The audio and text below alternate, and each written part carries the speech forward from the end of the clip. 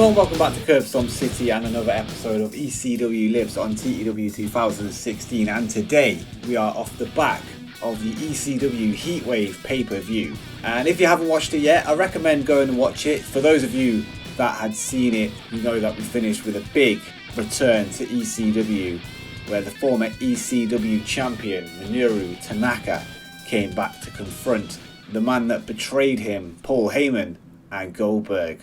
And for today, we're not going to run any shows. We're just going to do a bit of admin behind the scenes, maybe look at the roster and look at some people that have released and called up from Developmental. And then we're going to go and look at the WWF to see how they're doing now into August 2002. So let's start off with some releases that I've just done. So Hayabusa's loan has expired. I tried getting him back, but they won't let me yet.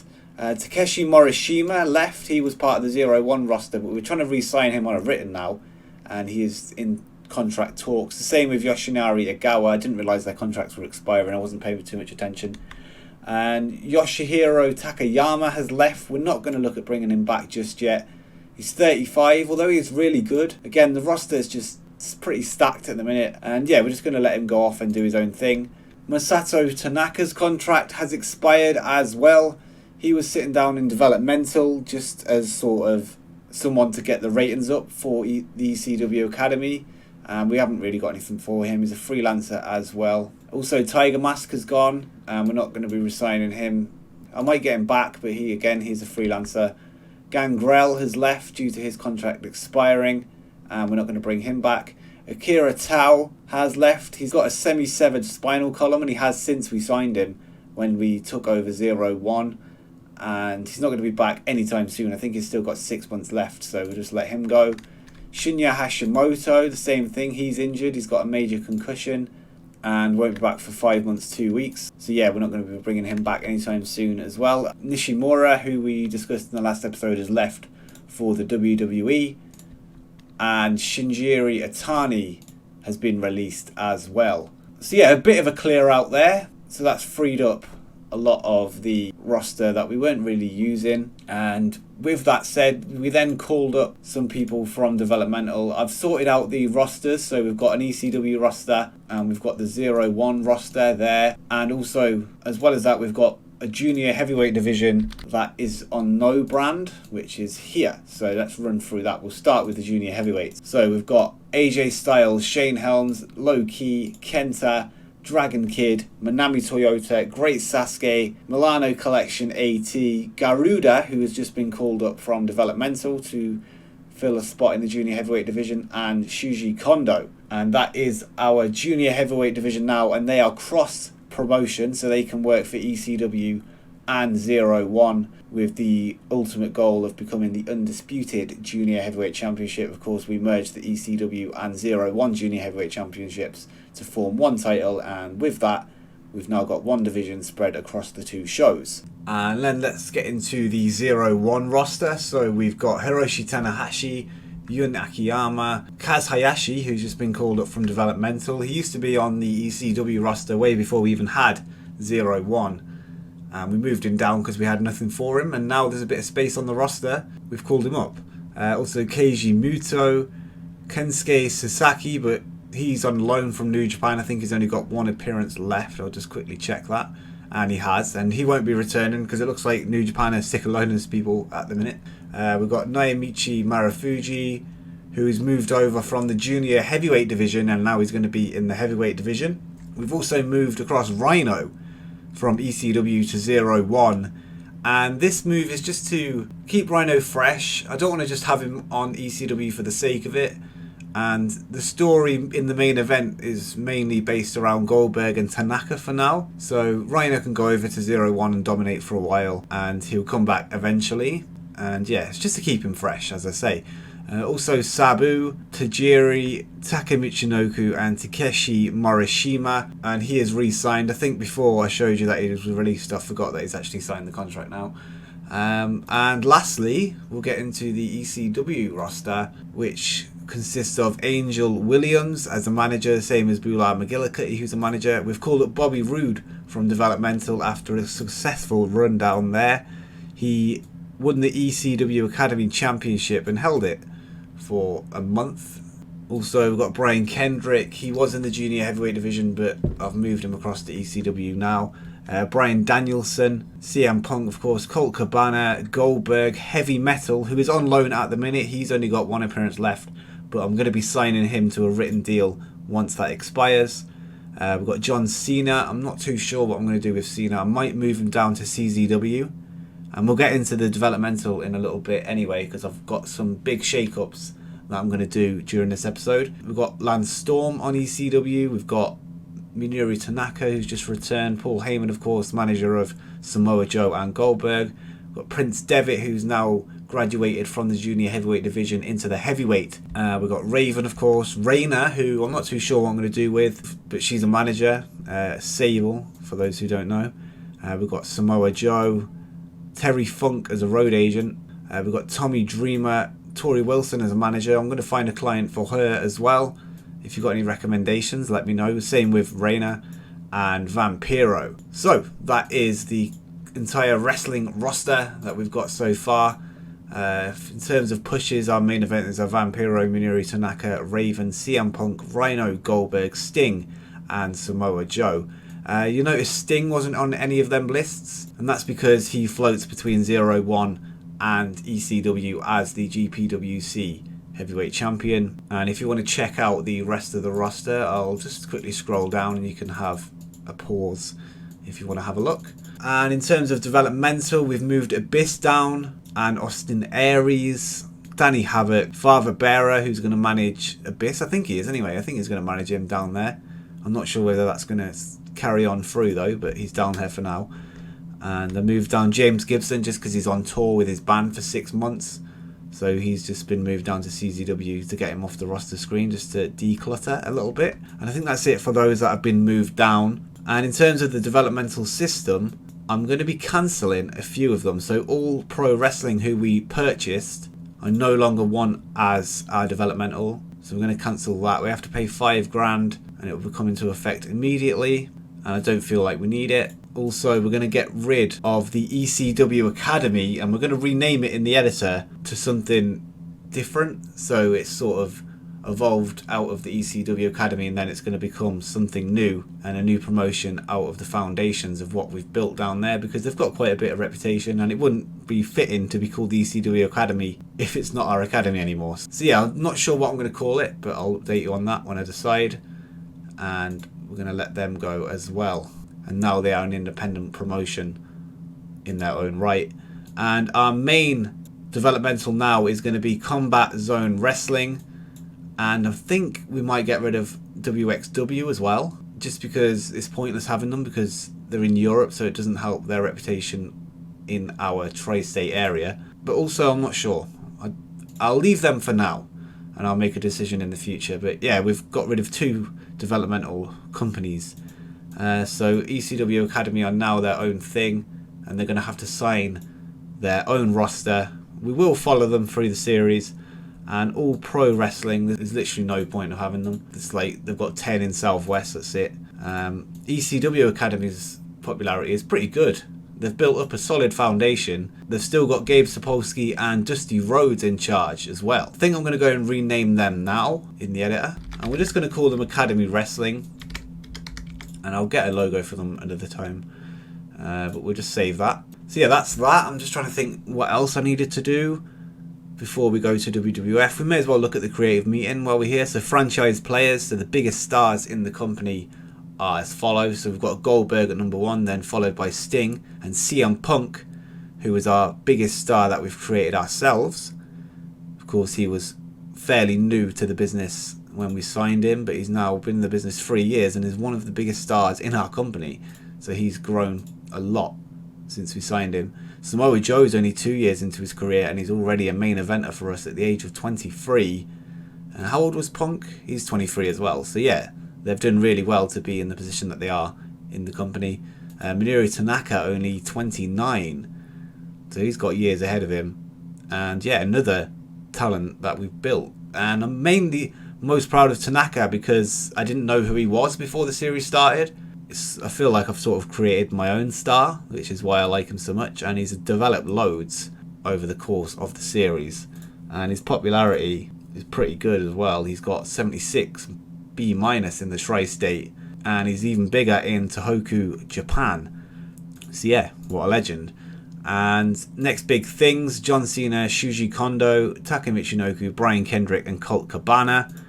Hot prospect Shuji Kondo again, John Cena again, Bryan Danielson's on this list, Brian Kendrick again, who was on the next big things, and Low Key. And it doesn't surprise me that Kendrick's on both lists. He's been putting in some good performances recently, and his pop seems to be rising quite a bit, especially in the Tri-State. So yeah, good stuff there. Next up, we've got the Talk the Talk section, which our best talker in the company is Shawn Michaels, of course, our road agent, Raven, Sting, Roddy Piper, another road agent, and of course Paul Heyman. Showstoppers is CM Punk, Minoru Tanaka, Yun Akiyama, the 0-1 champion, and Manami Toyota, who we discussed a couple of episodes ago, and she's really good in the ring, and hopefully she develops into a star of the company. And Sting is on that list as well. Ring Generals, topping that is Lance Storm, not surprising, very good wrestler.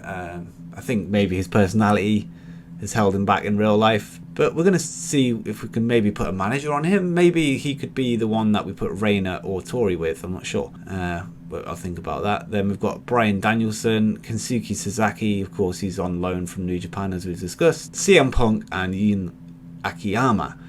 Who's hot? This is for momentum: Sting, AJ, Samoa Joe, Kenta, and Punk. Who's not is Taka, bless him, Keishimoto, Sasaki, Spike, and Tajiri. And that reminds me of something I need to show you to do with Spike as well. Time decline is Keiji Muto. So we've offered some contracts out. Some of these are renewals. So we've offered Ogawa a new contract to come back. We've offered Ken Shamrock a contract. We've got Dusty Rhodes, who's coming in as a road agent. Same with Steamboat, and Lawler is coming in as a commentator, potentially for 0-1, but we might put him on Revolt with Joey Styles and move Don West over to 0-1. And I thought I offered Spike a new deal. I'm not sure why that hasn't come up. Apparently I haven't, so we've got to go and do that. We're going to offer him a developmental, and yeah, I haven't got any room for him on the main roster at the minute, so we're just going to offer him a 6-month developmental contract. The ones that I've got no plans for or no roster for are under no brand, so let's see who's on here. We need to make sure that I've got division as none, so it doesn't show the junior heavyweights.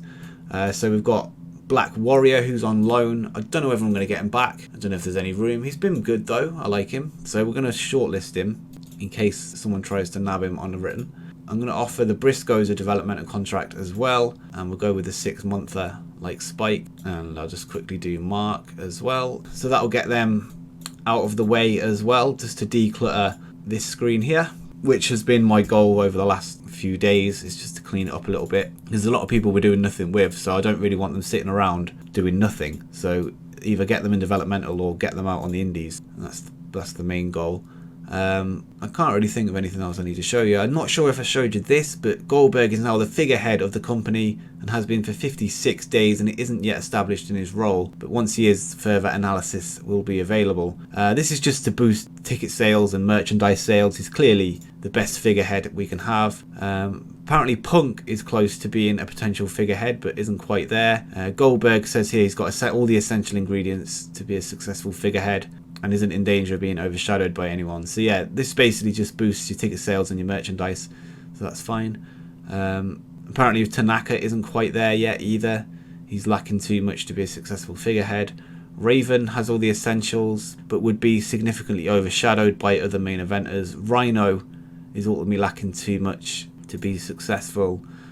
Joe would be overshadowed. Sting has everything needed, but he would be overshadowed as well, and Vampiro as well. So yeah, Goldberg is the best option there, and we're going to move forward with that, and he's now the champion as well, so there we go. We'll quickly look through the prestige of the championships. So Punk got the belt to be the most prestigious it's been all series, and now passed it on to Goldberg. It should go even higher. I'm hoping to get it up to at least A. The tag title prestige has gone up to 75 since it was won by the Dangerous Alliance, and that's the most that's ever been as well. It was down as low as 50D+, but now it's up at 75B-. The World Television title has had a boost since Raven has taken over as champion as well, up at 80B. I think it was up around the 77Bs when Punk had it as well, so he's been a good champion, and it's still got Punk's X across the title as well, so we may have to introduce a new title after Punk graffitied it a long time ago now. That was like last year. We've got the Undisputed Junior Heavyweight Championship, which is 85B. It started at B. It's not shown though because it was created in the same month, but I started it as a main event title, which made it a 80B, and then changed the level to floating so it can go up and down depending on who the champion is and how it's doing. And the 01 World Heavyweight Championship is 75B minus, right down from 100A star. So that's pretty embarrassing actually. In terms of retired championships, the two that we've just retired are the 01 Junior Heavyweight title, which ended at 70C under the hands of Kenta, and the ECW was the same under Hayabusa. Our next pay-per-view has been scheduled as well. We're going to do a Tokyo Dome show this month, and we're going to build to that. I may as well tell you now, the main event's going to be Goldberg versus Minoru Tanaka, so I think that's going to do some good business over in Japan. And yeah, I discussed this quite a while ago, but I want to hold a show in the Tokyo Dome, and we're going to try and do Madison Square Garden at some point as well, so try and get the hot spots of wrestling under our belt. And yeah, that should be really fun. And it's going to be a joint promotion show between ECW and Pro Wrestling 01. I may even add New Japan to the mix as well and get some loans in, but I don't think I can loan anyone else from them. So for now I'll leave it as ECW and 01, but we'll try maybe at the end of the month to bring maybe a big name over from New Japan. And other than that, I think that's it. I think I've covered all the releases, I've covered all the movements between developmental up and down. And we've got the titles in, we've got the figurehead, we've got the signings that are coming in. I think that's it. I've renamed them to WWE now because they would have changed by this point in real life. And I need to do the shows as well. I'm going to rename them later on. I won't do that right now. And also I went in and renamed the titles to be what they were after the invasion angle. So the WCW title is now the World Heavyweight. The WWE Heavyweight title is now just the WWE. I've renamed the Cruiserweight from WCW Cruiserweight to WWE Cruiserweight. We've got the European Championship there. We've got the Hardcore, the Intercontinental, the United States, which was WCW United States. And now I've renamed that to WWE as well. The Women's and the World Tag titles. The WCW Tag Championships I retired, as well as the WWF Light Heavyweight. So I've cleaned up their titles a little bit. So we'll run through the champions. So the World Heavyweight Champion is currently Booker T, and he's held that since he won it in WCW. Of course, on the last Nitro, he won the championship, and he's still got it. Christian is the WWE Champion. He won that off Kurt Angle, who won it off Stone Cold, who won it off The Rock. Cruiserweight Champion is Glenn Gilberti, also known as Disco Inferno. He won it off Billy Kidman and Gregory Helms. Of course, Gregory Helms is now with us as Shane Helms. And the European Champion is Eddie Guerrero, who won it back off Matt Hardy, who defeated him before the save started. The Hardcore Champion is Kay Quick. Also, Farouk is the Intercontinental Champion, who was also the WCW Tag Champion before I retired that championship, of course, with Bradshaw. The King of the Ring is still active. Kane won it first, then Triple H. The United States Championship is Hardcore Holly. He won it after it was vacated by X-Pac. Did he leave X-Pac? Is that why it was vacated? I'm going to check that in a second. And Booker T was also the champion at some point after Rick Steiner. The WWE Women's Champion is Trish Stratus, and that's previously been held by Jacqueline and Chyna. And the Hardy Boys are the WWE Tag Team Champions, and they won it off the power trip of Steve Austin and Triple H. So yeah, some interesting champions going on there. Of course, I don't know if you remember, we've talked about it before, but Vince McMahon was caught in a scandal and he was forced to leave the WWE, and it was taken over by his wife Linda. So that's still the case. He's still a free agent. I've looked at maybe signing him, but I think it's a little bit too unrealistic. He's a billionaire. He doesn't need the money from us. And I don't think he would ever get back in the business had he left WWE at any point in real life. Even if WCW eventually took over WWF back in the Monday Night Wars, I doubt he would have showed up on Nitro like Bischoff did. Even though, actually saying that, on the 83 Weeks podcast, Bischoff said that one of the reasons he joined WWE in the end was because Vince said to him that he knows that he would have done the same thing for him. So who knows, maybe it would have happened. Let's check out Wrestlemania anyway and see if that's available on this history. So Mania, the main event was Undertaker versus Kurt Angle, seemingly defeating the streak. I don't know whether the Undertaker's lost at Mania before on this save, but yeah, big win for Kurt Angle there. And yeah, Booker T defeated DDP for the WCW World Heavyweight title, so that's alright as well. What about the Rumble? Steve Austin won the Rumble and didn't get the title shot at Mania, but I guess the game's not programmed for that. And also on the same night, he challenged Booker T for the WCW World Heavyweight Championship and lost. But he made up for it in the main event in the Rumble. So yeah, so let's look at the biggest stars in the company. And apparently Scott Steiner is the biggest name WWF have got, at least according to this list. Then The Rock, obviously, and then Hogan, Austin, Triple H, Jericho, The Undertaker. The list goes on if you want to go through that. What else can we see on here? The best matches, I guess, we'll do that. Top 100 events. WWF Backlash 2002. That classic event, of course. And the best match was The Undertaker versus Booker T on SmackDown. Legendary bout there. And Angle defeating Austin and The Undertaker on Raw. I mean, they're really thrown away their huge matches and putting them free on TV. It's difficult to compete with that week in, week out with Revolt, because I like to build up to matches. Although I did have Rhino versus Punk on Revolt, but that's a rare occasion. And their biggest pay-per-view buys are the Royal Rumble 2001, and it seems like they haven't matched their pay-per-view buys from 2001, and they're way down, even below halved for the highest 2002 pay-per-view. So we can catch them up, I guess. For the events, what sort of ratings is Raw bringing in now, to know what sort of the measuring stick is? So SmackDown got a 79B. We've smashed that before. Raw there got a 78B. SmackDown with a 91A. So yeah, they're doing quite well actually. 94A, 93A.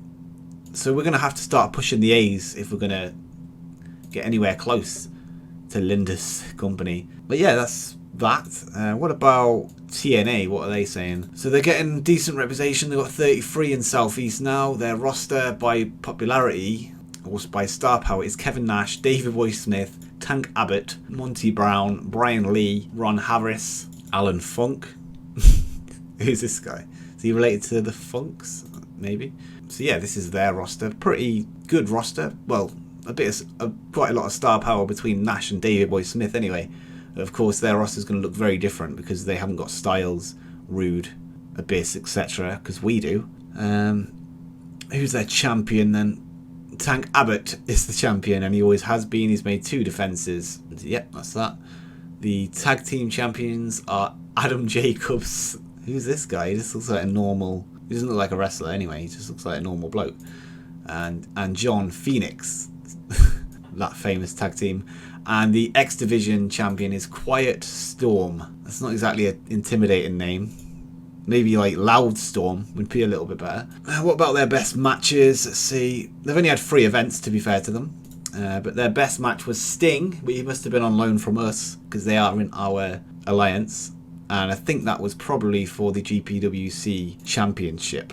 Let's just check that actually. Where's Sting? There it is. There, yeah. So Tony Marmaluke was defeated by Sting, with Sting retaining his championship. Another one that I want to look at is Ring of Honor. They've got Super Crazy, Chris Candido, Mark Briscoe, Mike Quackenbush. And again, the Ring of Honor roster is very different to what it ended up being in real life. We'll check the champions while we're here too. So the Ring of Honor Pure Champion is Chad Collier. The Ring of Honor Champion is Don Montoya, legend of the business, and the World Tag Team Championships are vacant. And saying that, I want to check Combat Zone Wrestling as well. Since I've moved all the developmental talent to here, apart from a few that are over in Europe in WXW. Let's see who their main stars are. So Chris Sabin, Kevin Steen, John Zandig, who isn't with us. He's just on a written, apparently, with CZW. Are they Cult? Surely not. Unless he's the owner. Yeah, he is the owner. Also, Tajiri is on a paper appearance. He's also with us, of course. Rick Blade, Ruckus Rios, who's our guy. Alex Shelley, of course, is ours as well. Amazing Red is. Doug Williams, who's their champions. The Deathmatch Tournament. Is this the... I can't remember the name of it now, but the big Deathmatch Tournament that they have on every year. King of the Deathmatch, I think it's called. I'm guessing that's what this is. Tajiri dominating it. Their Iron Man champion. It's now Nick Gage. That could be a good signing, actually. He's not that good, though, in the game. John Zandig is their champion. The Booker, of course, making himself the champion. Kevin Steen is the World Junior Heavyweight Champion. Interesting. Their best matches, let's quickly look at that. So Rick Blade and Tajiri and Chris Sabin, Tajiri and Rick Blade. So Tajiri is their top star, it seems. So good for him. At least he's got something to do, because we haven't got anything for him at this moment in time. Wanted to check X-Pac, didn't I? So we'll do that. And this episode has been mainly just a bit of a dig around the save. So hopefully you're enjoying this. I'm 30 minutes into recording at the minute. I'm not sure how long it's going to be after editing. But it's just a bit of a ramble and a bit of a look around, see what's happening. I'm trying to think if there's anything else I need to look at, really. I want to make the stable, actually. I'm going to make it the Raven's Nest, which is going to be Raven, of course, Bulak McGillicuddy and Brian Kendrick at this point, but I think I'm going to add more members to it. The Dangerous Alliance is, of course, Goldberg, Heyman and Joe, and the Blackout is Vampiro on his own. I need to add Angel to that, so we'll do that now. And maybe the Blackout versus Raven's Nest could be a feud at some point. Of course, Brian Kendrick used to be in the Blackout, so that could be an interesting dynamic. Maybe we'll add Austin Aries back to the Blackout, but we'll see. I might even just disband the Blackout at some point as well. I can't really think of anyone that would fit, because Abyss is left. And it could just all be about Raven's Nest now. I've got a couple of ideas for who's going to join the Nest anyway. And I really want to add someone to the Dangerous Alliance as well, but I don't want to make the same mistake as last time and just go with someone too small to build up, because I want it to be a really dominant force, so I don't want to just go with anyone. So it's going to take some thought anyway. Maybe if we were to sign a Brock Lesnar at some point, he could fit in there. Someone like that is going to be in it, but I don't think Brock's contract runs out anytime soon. I'm pretty sure he signed a massive contract when he joined WWE, and I think that's going to be in the mod, so I don't think that's going to happen. Would be good though. I saw someone say in the comments that they thought the big reveal in the last episode was going to be Brock or Austin. Sorry to disappoint you there, but Minoru Tanaka's blatantly better than that anyway. I want to start a new show called ECW Overload, but I can't under our current size, so watch out for this if we do get to National, and this is going to be our undercard, sort of our main event type show, or our AEW Dark. And before we go, actually, we can look at the most popular wrestlers in the world at the minute. Actually, we'll just go with the USA, see how many of these we've got. So Hogan's top, of course, WWE, The Rock, Triple H, Steve Austin. The first one on our roster is number 6 with Bill Goldberg. That's pretty good. Again, all WWE.